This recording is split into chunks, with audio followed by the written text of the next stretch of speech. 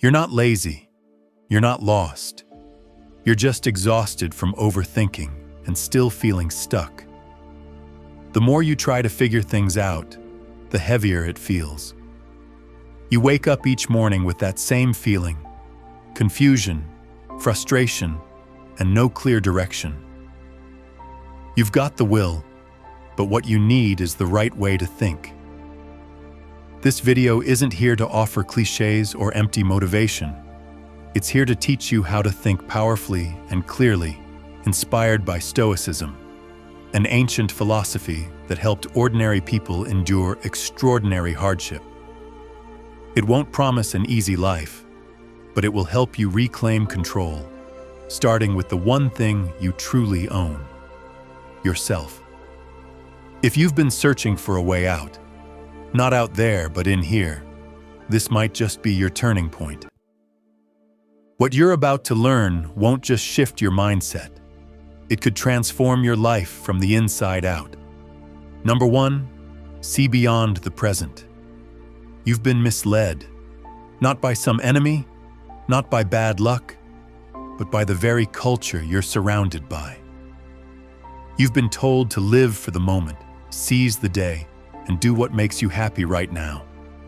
It sounds wise, even poetic. But when taken blindly, that mindset is a trap. It breeds impatience, short-term thinking, and a restless heart. The Stoics never told you to ignore the present, but they also never meant for you to be a slave to it. They believed in living fully in the present while serving the future. A tree doesn't rise toward the sky unless it first buries its roots deep into the dark, silent ground. So the question is, are you planting roots or just waiting for fruit? Success doesn't bloom from urgency. Take Netflix, for example. In 1997, they were a humble DVD rental service by mail. Small, unremarkable, forgettable, no hype, no headlines. They lost money for years. They even tried to sell themselves to Blockbuster for $50 million and got rejected. Most companies would have folded right there, called it quits, and blamed the market. But Netflix held the line. They pivoted to streaming long before the world was ready. They poured money into original content when it seemed like a losing game. Not because they were reckless, but because they saw further, not with their eyes, but with a long-term mindset. The Stoics lived by that same lens. They knew that instant gratification is the enemy of meaningful progress. Marcus Aurelius once wrote, "Dig within. Within is the wellspring of good, and it is always ready to bubble up if you just dig." But digging takes effort. It's slow, repetitive, and often unrewarding, at least at first. That's why most people settle for surface-level living. They want the harvest, but avoid the planting. Thinking long-term isn't about dreaming. It's about designing. It's not just asking, "Where do I want to be in 5 years?" It's about waking up today and doing something, anything, that brings you 1% closer to that vision. A person without long-term thinking is like a boat with no rudder. Sure, it floats, but it never really goes anywhere. So ask yourself, are you sailing or just drifting? Think about your daily life.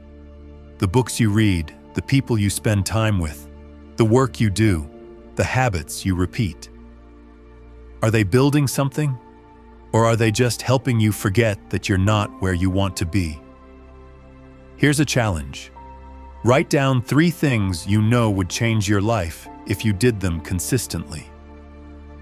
Now ask, why aren't you doing them? One of the simplest, most practical ways to build a long-term mindset is through a tool I call reverse mapping. Start with the life you want in 5 years. Paint it in vivid detail. Then break it down. What needs to happen in year 4? Year 3? This year? This month? This week? Today? When you reverse engineer your dream into daily actions, the path becomes real. tangible. You stop chasing distractions because now you know what matters. The beautiful irony is this: thinking long-term doesn't make you anxious. It sets you free. You're no longer desperate to make it overnight. You're no longer haunted by someone else's timeline. You become deeply grounded in your journey because you finally know where you're going. Each small step becomes sacred. Each delay, tolerable. Each failure, a lesson instead of a loss. Here's the truth. Patience isn't passive. It's powerful. It means you have enough conviction to stay the course even when results are invisible, because you understand that real growth is silent. And when you've planted the seed, your job isn't to yank it out and check for progress. It's to water it, protect it, and keep working. But all of this is meaningless if you spend your time blaming circumstances. The harsh truth? Life doesn't owe you anything. Complaints don't build futures. That's why the next step is crucial. Stop complaining. Start creating value. Because once you start doing that every day, no excuses, your future doesn't just shift, it accelerates. Number 2, build more, complain less. People often mistake complaining for release, but in truth, it's a slow anesthetic for your willpower. Every time you complain, you drain the energy you could have used to build something better. Marcus Aurelius once wrote, "You have power over your mind, not outside events." Realize this, and you will find strength. So why give that power away to things beyond your control? Rent prices, a tough boss, or a shaky economy? The Stoic doesn't panic when facing obstacles.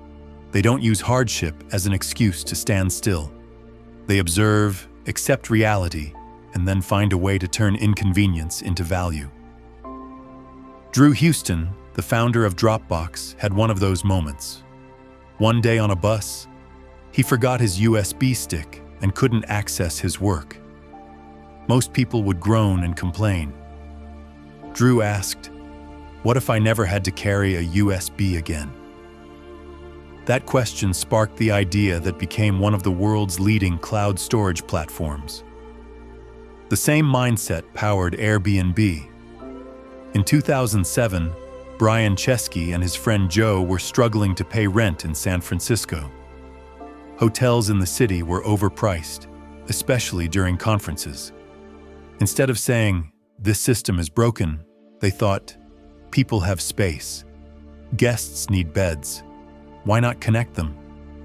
They created a simple site called Airbed and Breakfast. No whining, just action. Today, Airbnb is worth tens of billions of dollars and has reshaped the way we travel. The real question is, how much time are you spending complaining about what you haven't done versus doing it? Complaints don't build a future. Action does. And action begins the moment you stop blaming others. Too many people wonder why they're not progressing, while spending hours a week explaining to friends how unfair their company is. What if instead you asked, "What can I do to make myself so valuable they can't ignore me?" You don't need to be a tech founder to apply this mindset. It starts with the little things. Stuck in traffic? Instead of cursing at the cars ahead, ask, "How can I turn this into something useful?" Listen to a podcast. Learn something. Grow. Or when you feel like saying, "I don't have time to learn a new skill," look again. How much time are you giving away to complaints, to excuses, to mental noise that gets you nowhere? Sometimes the real thing holding you back isn't that you're not good enough. It's that you've gotten too good at complaining. Complaining is a subtle habit dressed up as self-expression, but it doesn't lighten your load. It weakens your drive. Every time you blame your circumstances, you hand over the keys to your future. That's the opposite of Stoic strength, which demands full ownership of your choices, your thoughts, and your actions. The world doesn't reward the best complainers. It rewards those who stare down the problem and ask, "What can I do about it?" As Proverbs says, "In all toil there is profit, but mere talk tends only to poverty." Value is born in effort, not in noise. No matter how poetic your frustrations sound, they won't move you forward. And yes, you can begin practicing this shift today. The next time you're about to complain, pause, breathe, and ask yourself, what can I do right now to move this even 1% forward? A phone call, a message sent, a quick brainstorm. One small, real action is worth more than 1,000 perfectly worded complaints. Remember this: successful people aren't the ones who have it easy. They're the ones who waste less time complaining and spend more time creating solutions. If you truly want to change your life, start by changing how you respond to what's hard. Not with blame, not with excuses, but with value, with motion, with action. And if you're still hesitant, afraid of doing it wrong, that's okay. Because mistakes aren't what stop us. That's what our next lesson is all about. Failure isn't scary as long as you learn from it. What is scary is never trying at all. Number 3, turn fails into fuel. There's a popular illusion that holds people back. The idea that failure is the end. That's wrong. Failure isn't a full stop. It's a restart button, this time with more data. Don't just take my word for it. Look at Rovio, the Finnish game company that nearly disappeared from the tech world after releasing 51 forgettable games. Employees quit, finances tanked, and bankruptcy loomed. But they didn't give up. On their 52nd try, they launched another game, Angry Birds. It didn't just succeed, it exploded. 4 billion downloads, animated series, toys, spin-off brands, everywhere. Had they stopped at game number 50, you'd never have heard the name. Their failures didn't vanish. They became the mold for a winning formula. The real question isn't how many times you fall, but what you learn every time you rise. When Nike was just an unknown idea called Blue Ribbon Sports, Phil Knight sold shoes from the trunk of his car. He ran out of money, got rejected for loans, lost suppliers, got sued, and nearly went bankrupt personally. But with every stumble, he learned to adapt faster, negotiate smarter, and choose better people. That string of failures, it was his mental gym. And from it, he built Nike, a global sports icon worth hundreds of billions. Ever wonder why failure leaves such a vivid mark in your mind? It's because that's how your brain learns best.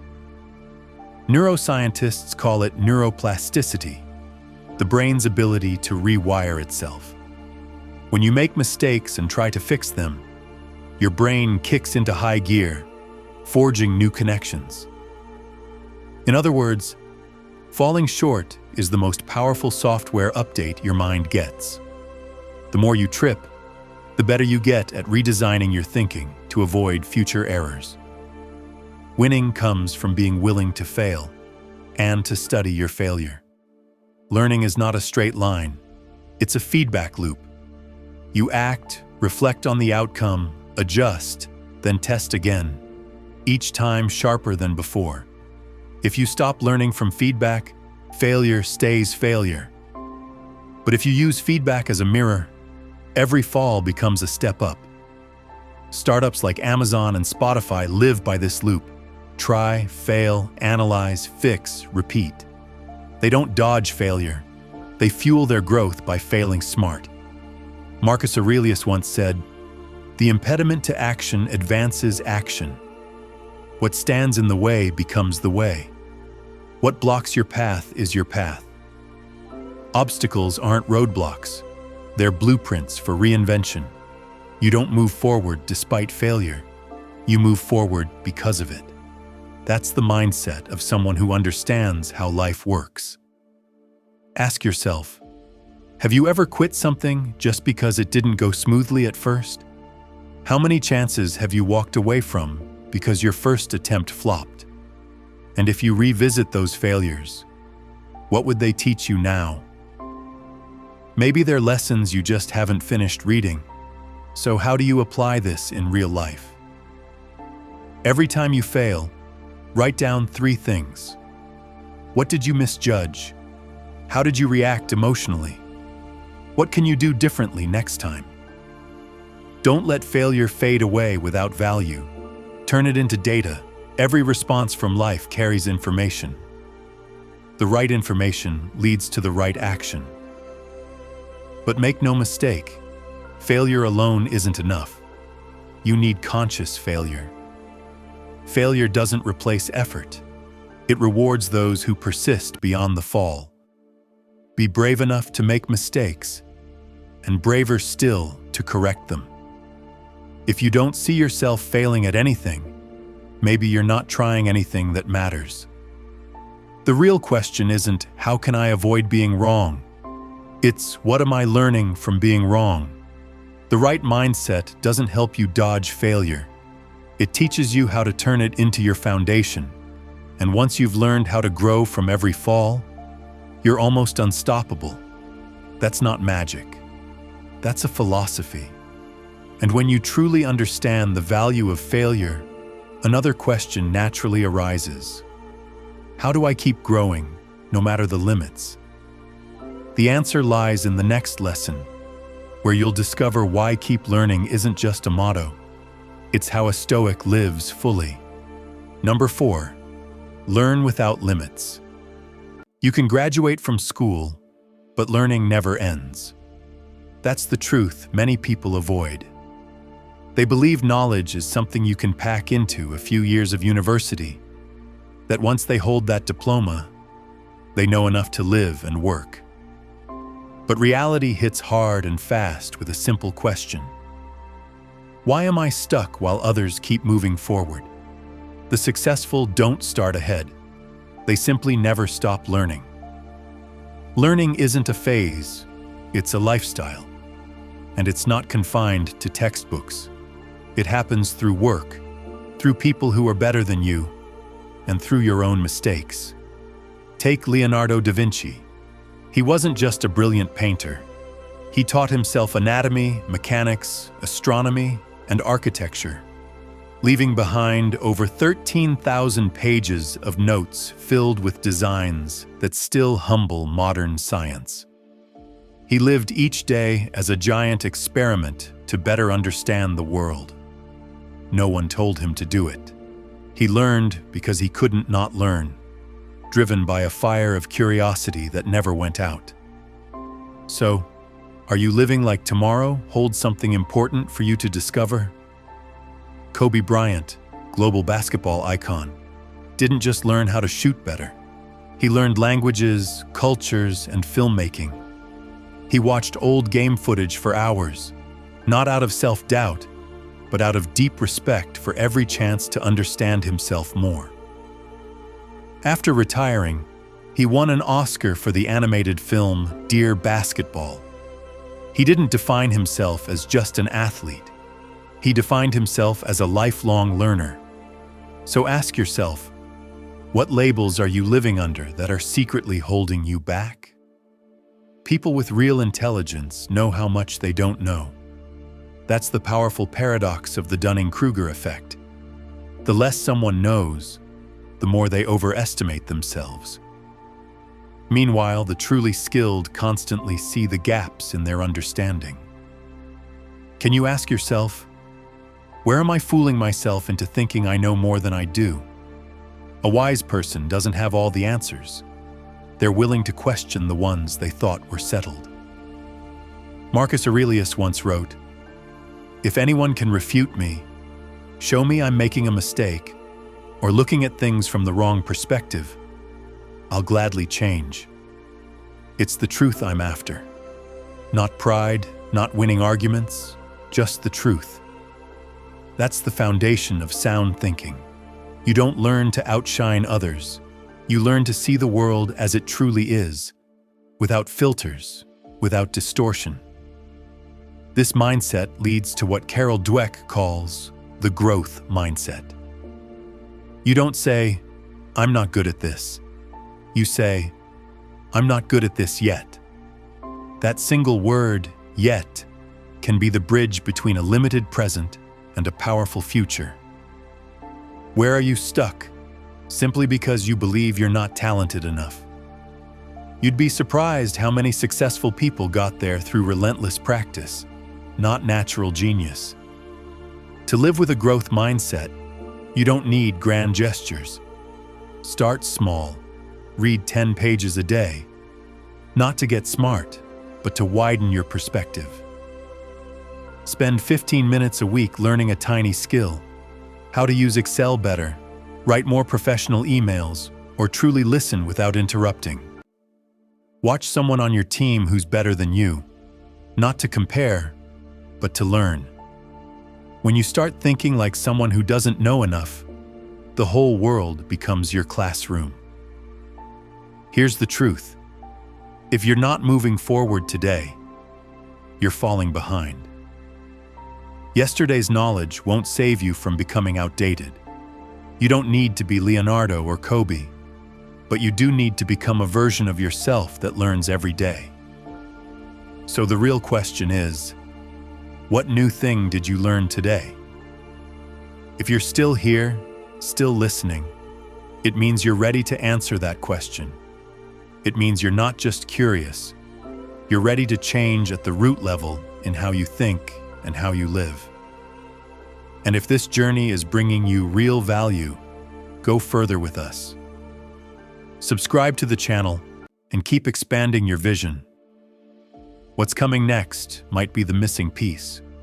And when all the pieces are in place, you'll finally see the full picture you've been searching for all along. Number 5, think like an owner. You're not hired to dream, you're hired to deliver. But if all you ever do is show up, follow orders, and finish on time, sorry, you're just a switch. Flipped on when needed, turned off when done. The danger isn't in what you do, it's in how you see your role. If you see yourself as just a cog in the machine, then that's exactly what you become, spinning in place until you wear out. That's not how Stoics live. They don't let titles or job descriptions define their worth. For them, real power isn't in the paycheck or the org chart. It's in your mindset and your actions, because it's your thinking that shapes your fate. And today, there's a clear dividing line. People who think like owners carve their own path. People who think like employees wait to be told where to go. That mindset doesn't wait for permission. It acts as if the authority is already yours. It doesn't ask, "Is this my responsibility?" It asks, "How can this be better?" People with an ownership mindset don't chase titles. They don't need applause. They need progress. And that quiet, steady, self-driven progress, like an underground current, erodes old limits and opens new frontiers. Look at John Kuhn. No one knew his name until WhatsApp exploded. But before that, there were years of silence, mopping supermarket floors, living on food stamps, no mentor, no scholarship, no one to guide him. Just a mind that kept asking, if I don't act now, 5 years from now, will I still be here? So he went to the public library, taught himself to code, trained his thinking, built his future. In a world waiting to be handed a chance, Jan created his own. No salary, no deadline, just hunger. That wasn't just ambition. It was Stoic spirit in action. No self-pity, no blaming poverty, war, or injustice. Jan couldn't control where he came from, but he could control how he responded. He didn't try to change the world overnight. He changed himself first, through discipline, through learning, through relentless self-direction. For Stoics, success isn't luck. It's the inevitable result of accepting reality, staying rational, and taking consistent, unshakable action. So what about you? When work gets dull, do you complain or improve it? When a teammate slips up, do you point fingers or offer a fix? When your boss overlooks you, do you stay quiet or make your value impossible to ignore? Ownership isn't about dreaming of being in charge. It's about acting like the results already belong to you. A good employee gets things done. Someone with ownership sees further. If I improve this process today, we'll save 3 hours a week.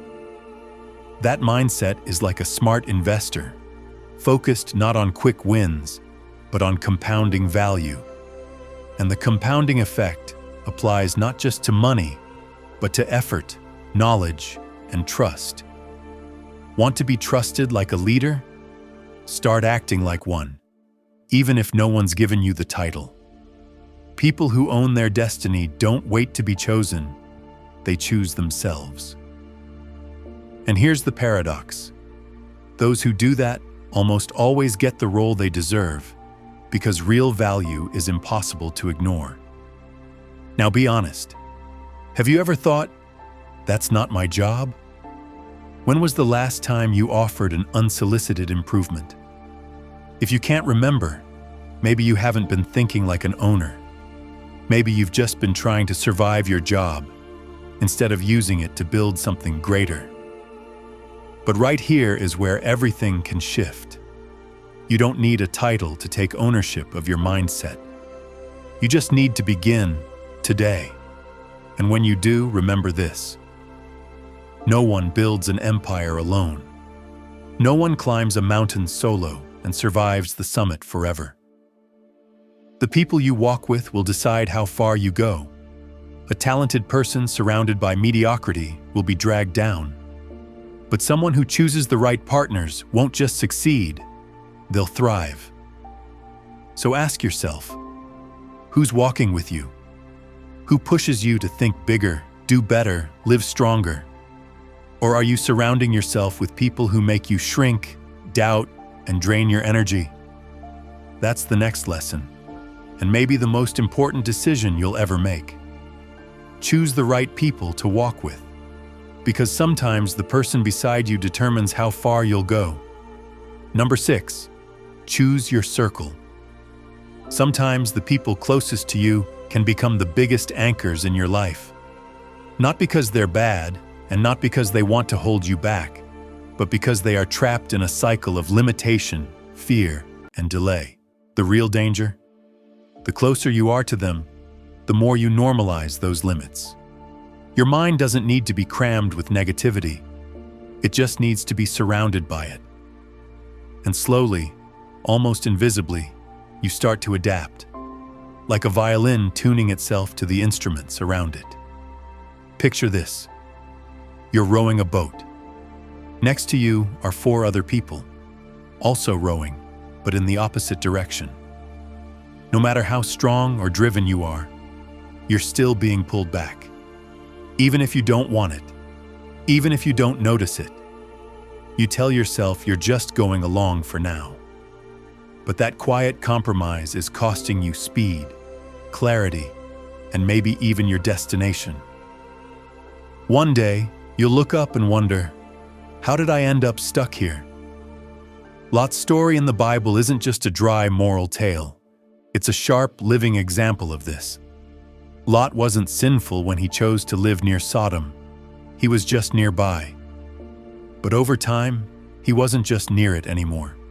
He was in the center of it. In a decaying society, he tried to stay upright. But every day he absorbed corruption, injustice, and abuse. Ideals don't vanish in a blaze. They erode in silence. So when the time came to act, he couldn't. An angel had to drag him out. Do you see?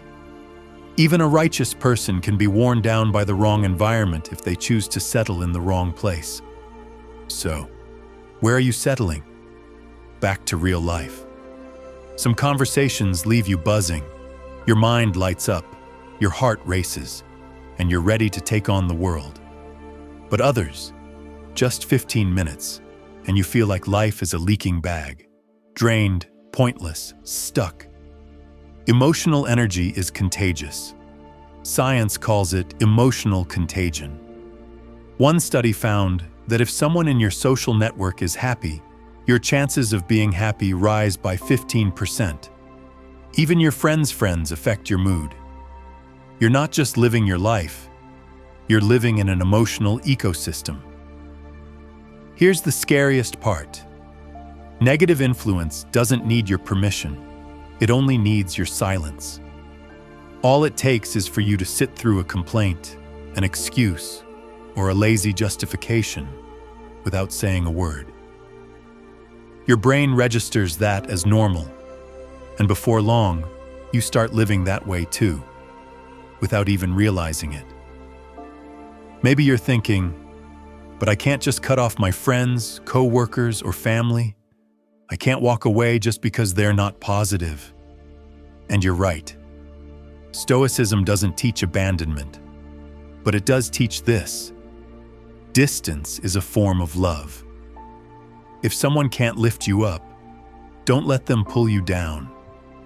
Boundaries aren't rejection, they're protection. Like clean air for your lungs, you need clean space for your mind. So here's something practical for today. Write down the names of the 5 people you spend the most time with. Don't overthink, just feel.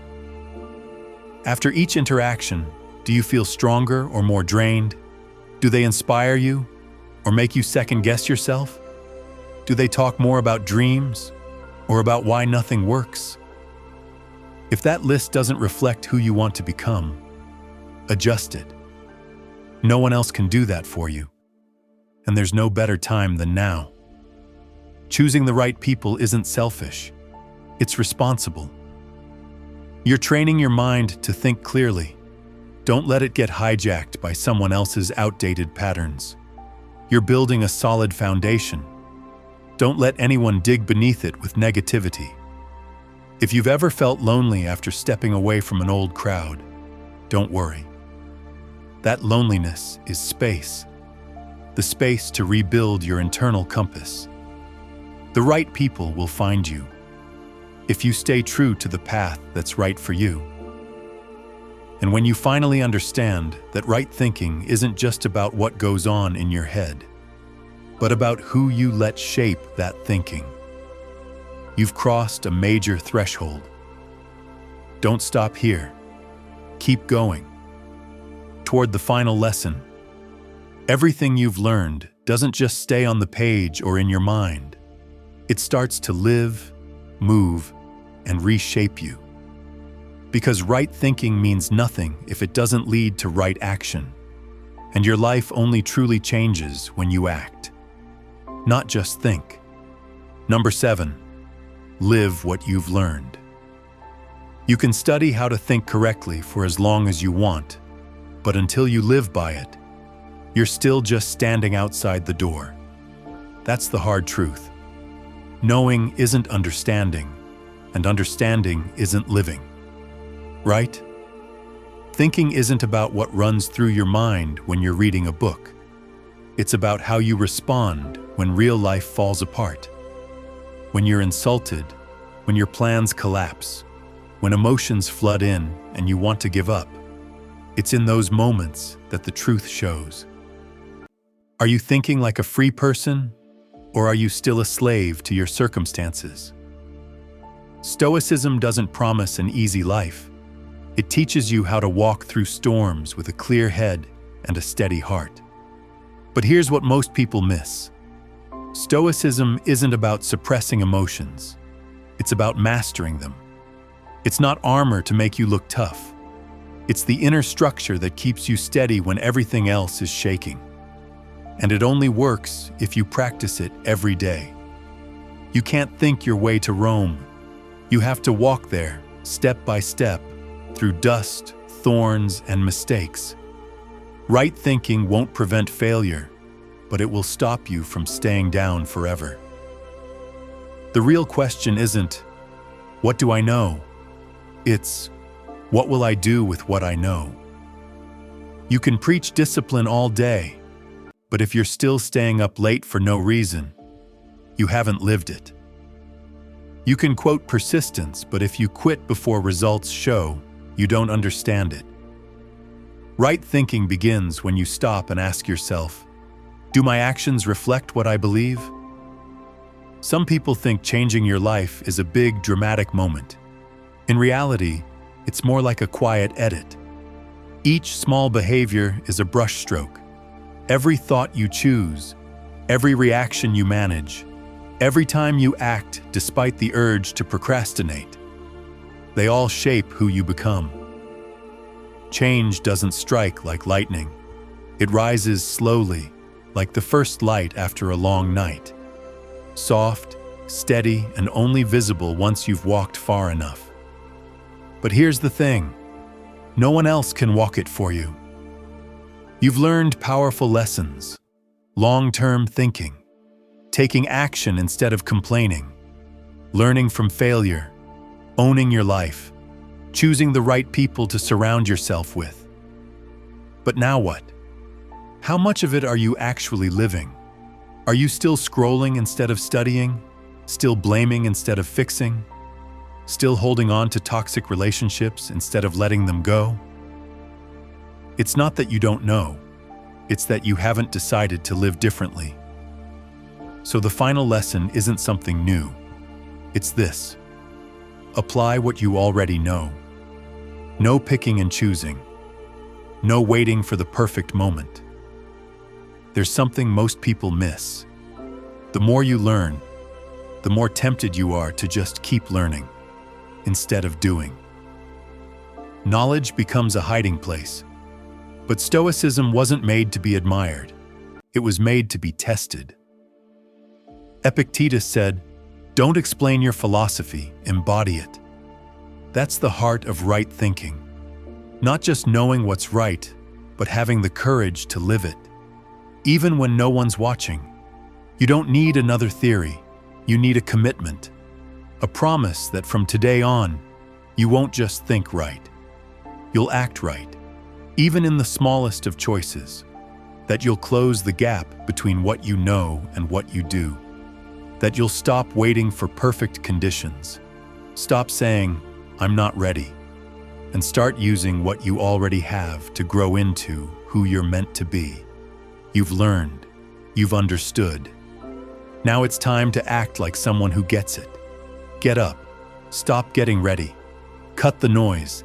Say no to laziness and delay. Keep the promises you make to yourself, even the small ones. Because every action you take is a vote for the person you want to become. And step by step, you won't just think right. You'll live right. And that's what will truly change your life. We've just walked through 7 core principles. Not abstract theories, but practical keys that can reshape your life. Thinking long-term so you're not just surviving day to day. Letting go of complaints and choosing to create value. Seeing failure not as the end, but as your most powerful teacher. Committing to lifelong learning because you are always a work in progress. Adopting an ownership mindset, even if you're not the one in charge. Choosing your companions wisely, because those beside you shape who you become. And above all, applying all of it, not just in theory, but in your daily actions, your habits, and your choices. Maybe something stirred in you as you listened. I can live differently. If so, hold on to that feeling. Don't let it fade like every other fleeting moment of inspiration. Because the moment you act, imperfectly but sincerely, you've already begun to change. If this message resonated with you, give it a like. It's the best way to let me know it found someone who truly needed it. And don't forget to leave a comment. Which of the 7 lessons struck you the most?